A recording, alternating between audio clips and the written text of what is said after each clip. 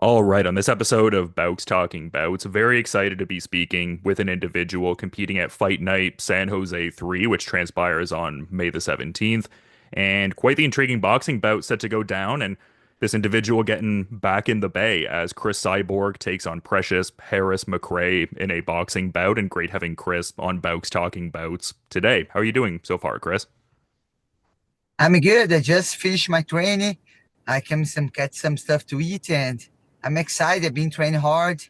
I love to be here in Seattle, do my full camp with Team Benavides. I think it's really nice. Learn, not just focus on boxing. You learn a lot when you do this. And this seems like just such a cool fight for you. Like I was noticing that post where you were talking about how May 17th, 2005 was the anniversary of your first professional fight and just, there's certain Strike Force vibes going on here just with Gilbert Melendez and Scott Coker being involved in the situation. Can you talk about some of those, I guess, aspects of the fight? Because I think it's really cool, 20 years of high level fighting and all that. That was really nice. Back to work with Scott Coker. I'm happy to be fight for him now. We did so many history and MMA. Now we can do more history in boxing. It's nice to be Gilbert with Gilbert together too. We are teammates been fighting together for a long time. I'm happy to back to San Jose. I was going to complete 20 years in my career, and San Jose is a special place in my heart. When I won my first title against Gina Carano, so it was really perfect, and the time is going to be good. Yeah, I feel like we're on a similar wavelength because I was going to reference that Gina Carano fight in the context of I was talking to Shannon Knapp somewhat recently, and I asked her what her thoughts were on like I guess like a women's MMA version of Griffin versus Bonnar, and as far as like something that really just lit that part of the sport on fire, and she touted your fight against Gina Carano, which I agreed with as well. I'm sorry. Amazing work. I have the opportunity to work with Shannon too when she's in Strike Force, and then we work together in Invicta. It's really nice. I think I fight against Gina Carano opened the door for a lot of girls. It was the first time is on live on TV CBS when I fought her. We first time I have a woman fight for the world title. It was a really special night, and San Jose was the special place too. Yeah, I remember that fondly. It was a really exciting time for me as a fan as well. But this seems like an exciting time for you, just very active in boxing, just, two bouts, both transpiring in March. And it seems like from a tweet I saw, we could expect to get some news about your PFL return after this San Jose fight. So a lot of exciting things going on, it seems like. No, I really enjoy this time. I when I don't have a MMA fight, I be able to do some boxing fights.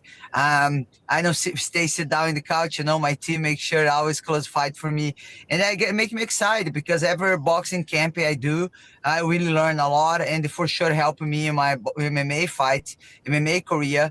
And if people understand this, like doing box is a different career, even like it's martial artists, but it's different. Is the train is different. Everything is really different. But I'm really happy, I love challenge, and I'm happy to doing the camp here. Benavides have a lot of people very good. I train with guys very young. They really put the hard work on me and make me happy. Keep moving. Yeah, it seems like great work is being had out of that Benavidez space. So many high level fighters. I guess one thing that I'd be curious to get your thoughts on because I saw an interview saying you have two more MMA fights and will likely have that as like the last two fights in MMA. Do you intend to take a lot more boxing fights and just kind of solely focus on that after that point? Or I guess what's your thought on that? I would like to complete 20 years in my career, but probably we're gonna complete 21. I have I have a different chapter in my life after next year. But we believe like you too. I'm doing MMA. Maybe I can put together boxing. But then when I'm retired, I'm gonna retire. But we plan to go retire after next year for sure. Yeah, I mean, that makes sense. I mean, just such an exemplary career. Like, what are some of your plans for, I guess, after? Like, you talk about some of these accomplishments you want to achieve in the future. Like, what would that represent for you? What do you want to do after you're done competing? Time to be with my family, and I think I'm gonna back to school. I'd like to be vet. have another different dreams I have. Maybe have a kid. I don't know. There's no always God's plan, but I believe like I'm already did a lot of for sports. I love what I do. Turning 40 years old this year, so I love my job. It's not about that, but I believe like I have the time. I feel like I stay like on top for a long time. I want to keep it. I want to finish on top too. So I'm gonna keep it work hard to the last day. Keep it work hard. Yeah, I mean, you're such a huge fixture in the sport still after such a, great tenure in the game. I mean, you're still getting referenced at these UFC press conferences. I saw Juliana Pena kind of referenced you to Kayla Harrison saying that she ducked you in the PFL. Like, what were your thoughts on kind of getting referenced in that context and that situation, I guess? No, Juliana Pena is she's right. We're supposed to fight Kayla Harrison. Then she run away. So we call her Kayla Gump. Cyber Nation call her Kayla Gump. So let's see. I'm excited for this next fight. Yeah, and do you have any particular thoughts on how you see that Juliana Pena and Kayla Harrison fight playing out at UFC 316? I believe both is grappling. I think Juliana Pena can keep the fight stand up, but I think she's gonna have to defend the takedown. The Kayla Harrison. I think maybe it can be maybe too strong for Juliana Pena on the grappling, but maybe she's do different work. I get like skip stand up, work her jab, move around. I think maybe no, but I don't know. I don't know what's the strategy, the plan, and you don't know too how Kayla's gonna be cutting for 135. I know it's really hard for her too, and her body. So everything is counting when I fight. Yeah, and I'd be curious to get your thoughts on this because it seems like some people are thinking that Amanda Nunes might return to fight the Harrison versus Pena winner. Like, is that something that you think will end up happening? About what them fight each other? Yeah, like if Nunes were to come back and take on the victor of Harrison versus Pena. She's really did interview already. She's saying she wanna come back soon. Soon, who's win the fight against Juliana Pena? I think she'd like to fight Kayla Harrison. Um, it's a great fight for her, but she's been fighting for 3 years, and Kayla can be active. It'd be an interesting fight to watch. Yeah, and I mean, it seems like you're in such an interesting spot with what you're doing in boxing and MMA. Like, I'd be curious to, see you in a Clarissa Shields situation. I feel like there's been so much banter between you two, and whether that's boxing or MMA, I feel like there's options to make that happen since Clarissa has fought in MMA with the PFL as well. No, like I said, like when we're going to the box is different sports. Like her, Carissa Shields going to MMA is different sports. You have to dedicate. It's a lot of martial arts to learn. Jiu-jitsu, wrestling. Really willing to start the battle again. And about to maybe we can box each other. I would accept her fight to her in 154, but her team say she cannot make the weight this year. But my focus in boxing, I'm going to keep grinding, keep fighting. Who's going to be ready to fight me between my MMA fights? And my goal is be the champion MMA and have the opportunity to fight for the title and maybe be the champion boxing at the same time.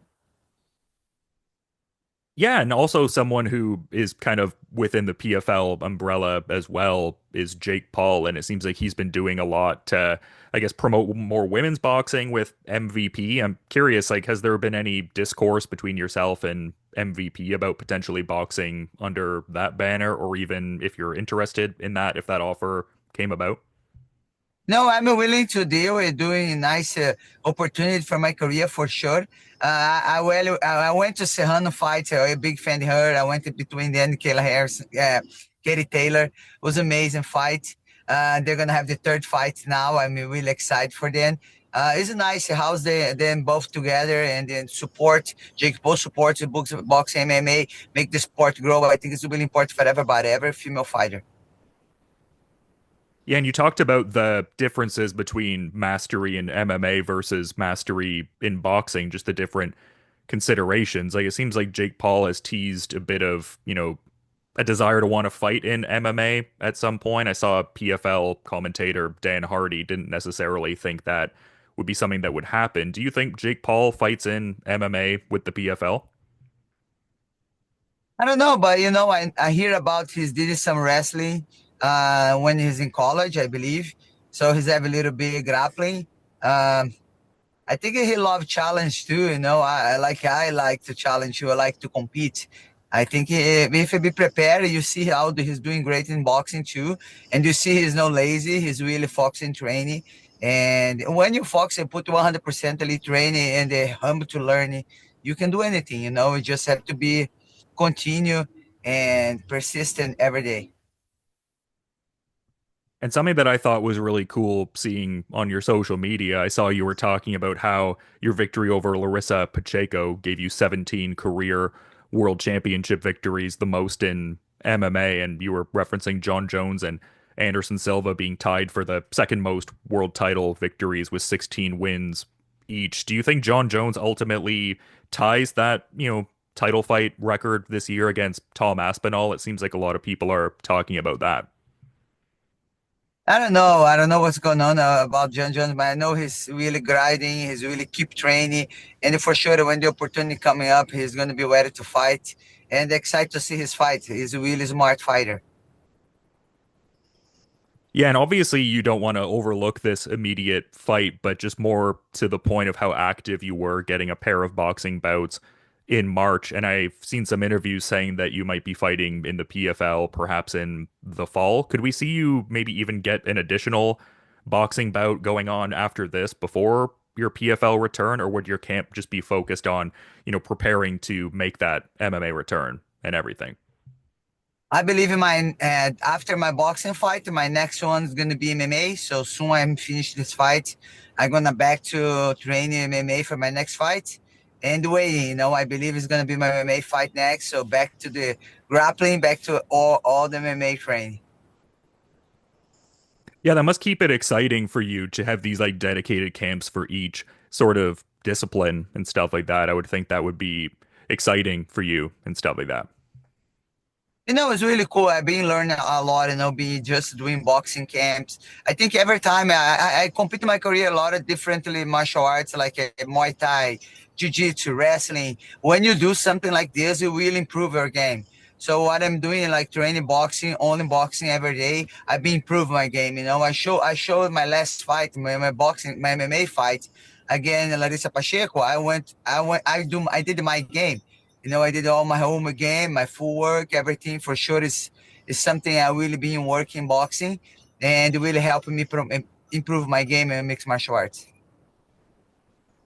Yeah, for sure. And one of the last things I was curious to kind of touch on while I still have you, because I was recently talking to the newly minted BKFC women's featherweight champion, Jessica Borgia, and she seemed like really excited about the idea of potentially fighting you someday. And I know Christine Faria, who's also a BKFC champion, indicated a similar interest in the past. I know you were talking about next year would kind of be that final year as a competitor. Like if BKFC came to you with any kind of contractual offer, would that be of your interest at all? I love challenge. You guys know this for sure. Then have to contact my team. But after this boxing fight, I really focus on my next MMA fight. But for sure, I'm willing to do the opportunities have in front of me. And if a great opportunity for me, my team and me agree, and then maybe, let's see. Yeah, well, it's just such a great time in your career, it seems like. And I really appreciate you making the time to talk today, Chris. You've had such an exemplary career. And yeah, just great getting some awesome insights from you. But I do want to be mindful of your time and everything like that. So, is there any final thought you might want to add as we're kind of wrapping up here at all? Now, and I say thank you for the opportunity. It's a pleasure to do an interview with you guys. I believe it's important we share a little bit about my training, everything for my Cyber Nation fans. They really support us, and I send the love back when I can answer the great questions. I really appreciate you. Thank you for sharing my fight. Guys, make sure you stay tuned. My next fight, May 17th, is going to be amazing. San Jose, California. It's close to you guys. Come to check it out. Yeah, and also your English is great, by the way. I tried to learn Portuguese at one point and it's super, super limited. So big shout out in that kind of sense too. Thank you very much. I still work on a lot. Well, you're a purple belt in English. I'm a white belt in Portuguese, so we'll just say it like that, I guess. Keep grinding every day. Yeah, I mean, you're proof to that concept of keeping grinding 20 years in combat Yeah. sports, and super excited for Fight Night San Jose 3 on May 17th. I'll be checking out that Precious Harris-McCray fight when it goes down. But again, Chris, thank you for coming on Bowks Talking Bouts, and have a good rest of your day as well. Thank you for you too.